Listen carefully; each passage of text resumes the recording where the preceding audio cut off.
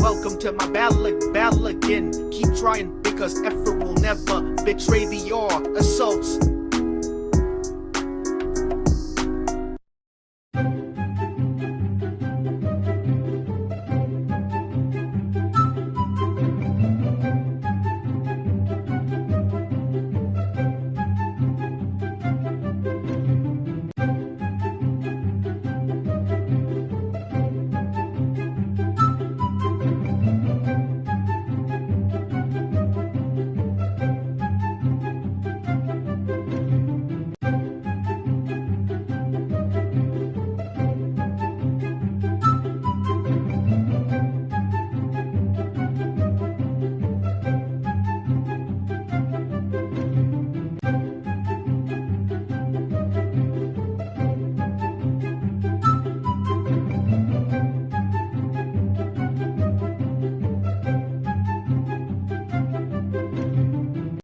At ayun, ang buang nagsimula ng magkagayat, pero hindi yan satisfied sa kanyang ginagayat at masyadong malalaki daw.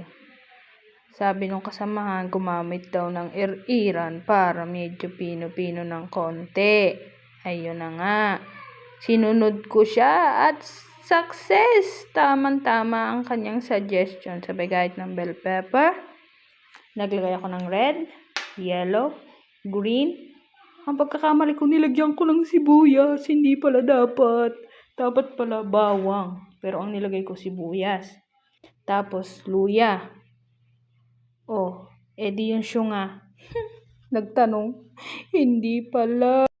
Ayun, pagkatapos, flex, starting to cook. Naglagay ako ng suka, asukal. Tapos nilagay ko ng konting toyo para may kulay. Tapos nilagay ko ng lahat ng nasa plato na yan. Tapos halo-halo, konting asin, konting paminta. Pero hindi naman konti. Parang nilagyan ko ng madami para medyo may anghang. O, kita nyo ba?